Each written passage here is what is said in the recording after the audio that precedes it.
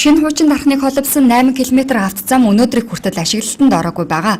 Үүнтэй холбоотойгоор аймгийн засаг даргын энх болдыг замын ажлыг зогсоосон зэрэг олон мэдээлэл цацагдсан. Тэгвэл тус замыг тойрсон асуудлаар аймгийн засаг дарга тэргүүтээ мэргэжлийн байгууллагын гүйцэтгэгч компани болох Өсөг урам компани төлөөллүүд 4-р сарын 20-ны өдөр газар дээр нь ажиллаж холбогдох мэдээллүүдийг өглөө.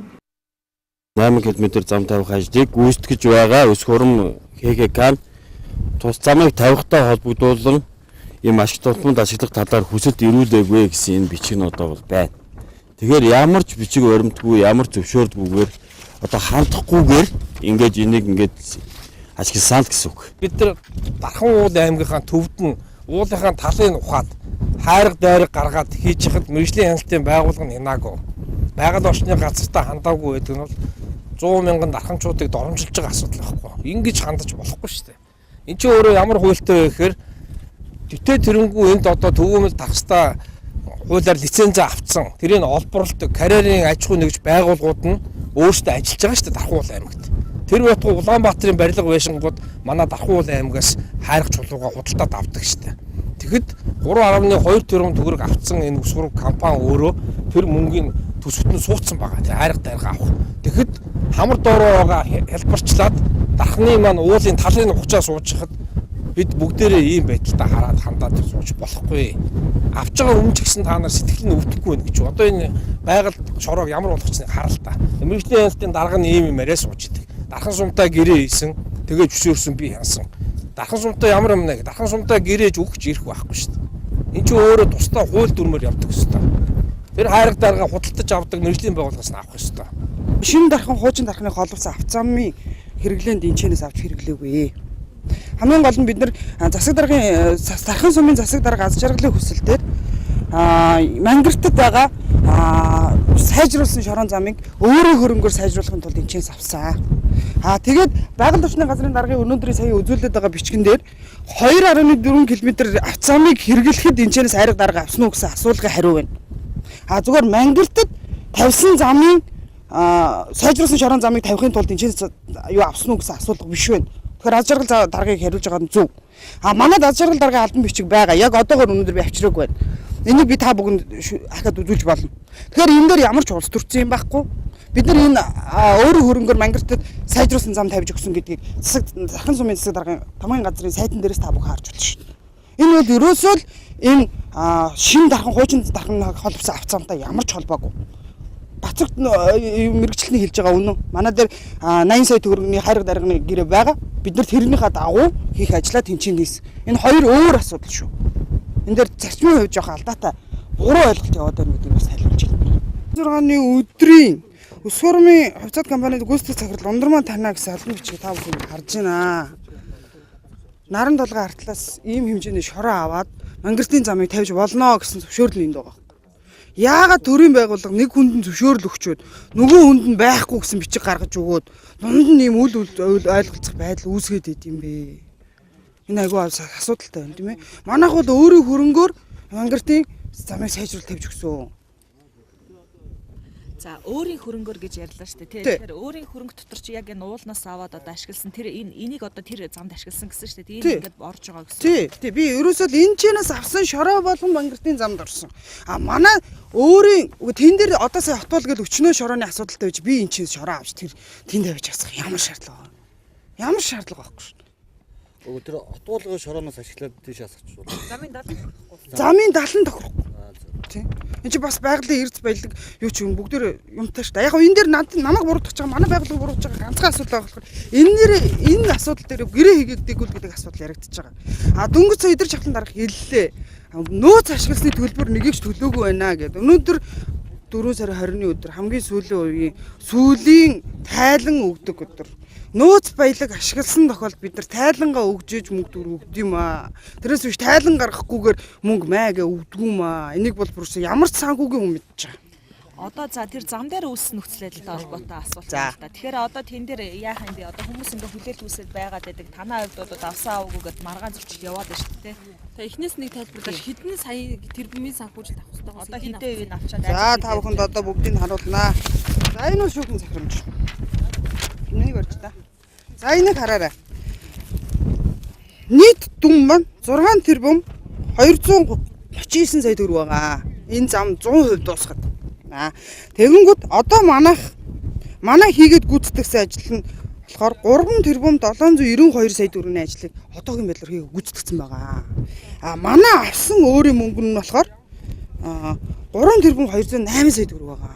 Тэгэхээр энэ хоёрын зөрүү 770 сая төгрөгийг бид огт авч чадаагүй байгаа. Тэгээ шүүхийн процесс явахаараа гүйцэтгэлийн гаргаад байна. Одоо энэ бүх дарга зэрэг нарын манай ажлыг хянаад гүйцэтгэлээр хийцэн гүйцэтгэлийг одоо тамга тэмдэгтийн та бүгд харуулъя юу. Энд байна. 764 сая төгрөгийн гүйцэтгэлийг энэ бүгд өөрсдөө баталчихсан. Энэ харж байна тий. Аймгийн хөгжлийн бодлогын хилцээнд баасан жоо гэдэг хүн энийг баталсан байгаа шүү дээ. За энэ дээр харагдж байна уу?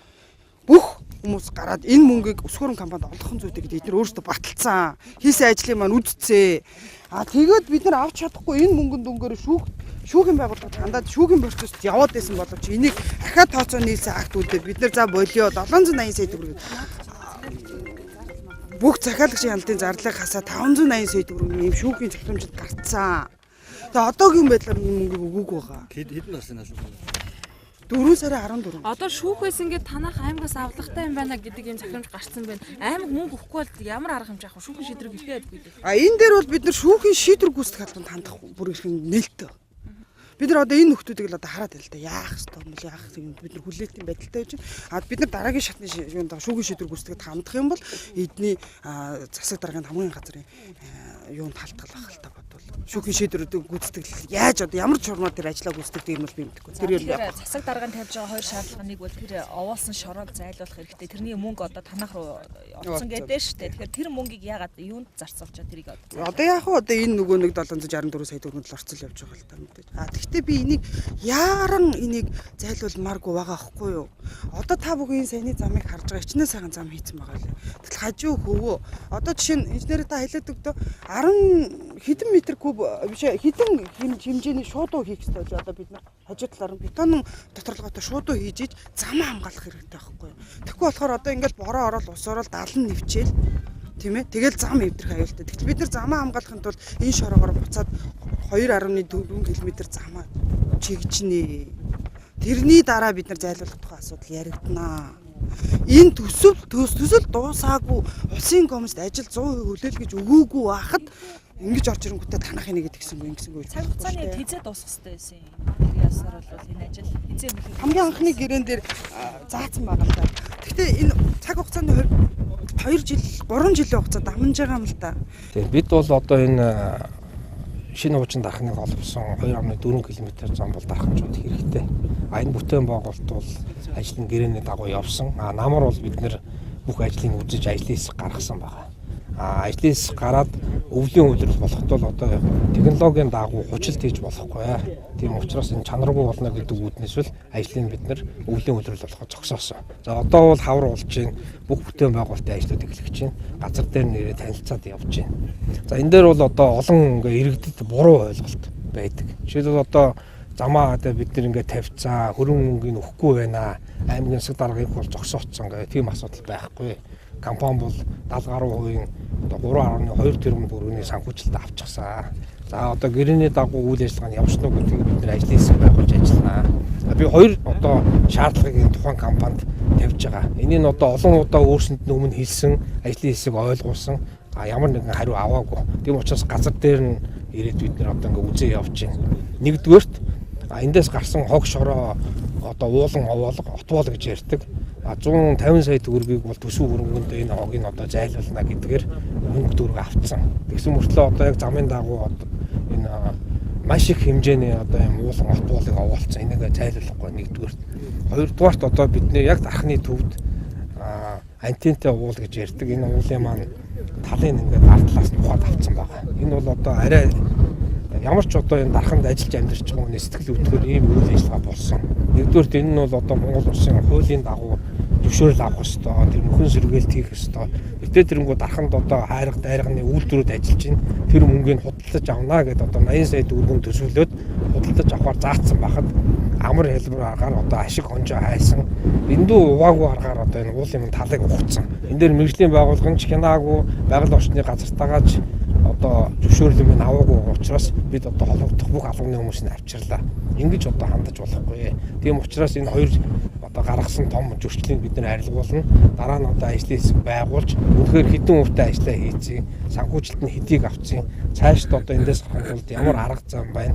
Хүндлэнгийн экспертийн одоо байгууллага бид нэр оруулна. Тэдний одоо хүчин дүгнэлтээр ажлыг эхлүүлж авах. Одоо гүйцэтгэл хийцэн байгаа 500 гаруй сая төгрөг аймагаас авах дутуу байна. Энийг аймагаас гаргуулна гэдэг шүүхэн шийдвэр гарсан гэж компани төлөөлөл хэлж байна. Энэ тал дээр таны хувьд юу юм бэ? Яг сая одоо энэ шүүхэн шийдвэр харуулж байна. Бид нарт бол албан ёсоор яг шүүхэн шийдвэр нь ирээгүй байна. Мэдээж одоо ямар асуудлаар тэр шийдвэр гарсан гэдгийг бид нар хууль намын дагуу үзнэ. Мэдээж саяын хэлснээр энэ зам дээр хэдэн хувийн гүйцэтгэл хийсэн, хэдэн төгрөг нь өгсөн гэдэг яг одоо зөв дүгнэлт гаргаж бид нар одоо үнэхээр мөнгө төгрөг өгөхөөл тэрийг өгнө. Тэрнээс одоо мөнгөний өгөхгүй гэдэг юм уу, бүх мөнгөний хаацсан гэдэг юм уу, замын зогсоолцсон гэдэг ийм ойлголт бол байхгүй. Таны барьж байгаа гэрээн дээр одоо яг ямар зүйл залхуулж сая та гэрээ үйлчлээ. Тийм, гэрээн дээр бол одоо энэ тухайн байгууллага бол өөрсдийн буруутай үйл ажиллагааг хийвэл тэр тухайн үед нь тэр үйл ажиллагаа зогсоож одоо нөхөн сэргээх, тэр буруутай үйл ажиллагаагаа бүр төсөв хөрөнгө авахгүйгээр өөрсдийн зардлаараа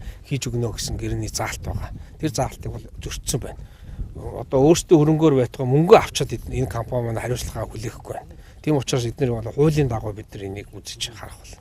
Тэгээ ер нь бол яг 2014 онд 13 онд бол энэ зураг зүйг хийгдсэн байгаа. Нийтдээ 41 орчим сая төгрөгөөр авцсан мянган зураг зүйг хийгдсэн бүр хэмжээний 8 км авцсан байна. За тэгээд зураг зүйг гарсны дараа 2014 онд тендер зарласан байгаа. За энэ замын маань өөрөө одоо эхний үе шатны ажил болох одоо 2.4 км авцсан байна.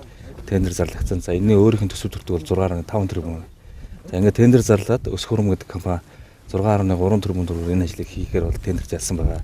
Ингээд бол аймгийн стратеги намын газар гэрээ байгуулад за яг хөрөнгөө болохоор яг энэ одоо авцсан ажлын хөрөнгийг бол аймаг өөрийнхөө нөөц болцоогоор хийж байгаа. Тэгэхээр жиж жилдээ бол тодорхой хэмжээний хөрөнгө тавиад тэндээ таарсан гэрээгээ байгуулад ингээ явахаар бол анхны гэрээ хийгдсэн. За 2014 онд 1 тэрбум орчим төгрөг батлагдсан. За 2015 онд бол нэг 2.3 тэрбум ингээ нийлээд нэг 3.4 тэрбум төгрөг батлагдсан. За энэ хөрөнгө энэ батлагдсан хөрөнгөнд багтаагаад за аймгийн стратеги намын газартаа гэрээ хэлцлийгээд хурлын тэмдэглэл үйлдээд за ямар ч эхний ээлжинд бол 2.4 км авцамынхаа авцамыг одоо нээнэ. За энэнийг өөрөх нь өртгөн болохоор 4.8. За батлагдсан хөрөнгө нь 3.4. 500-аас 600 орчим сая төгрөгийг одоо компани өөрийнхөө нөөц болцоогоор гаргаад энэ замаа 2015 онд ашиглалтанд оруулна гэж гэрээ байгуулсан. Өнөөдрийн байдлаар Өсөх хурам компани нь 3.2 тэрбум төгрөгийн санхүүжилтийг захиалагч тал болох аймгийн засаг даргын тамгын газраас олгоод байна.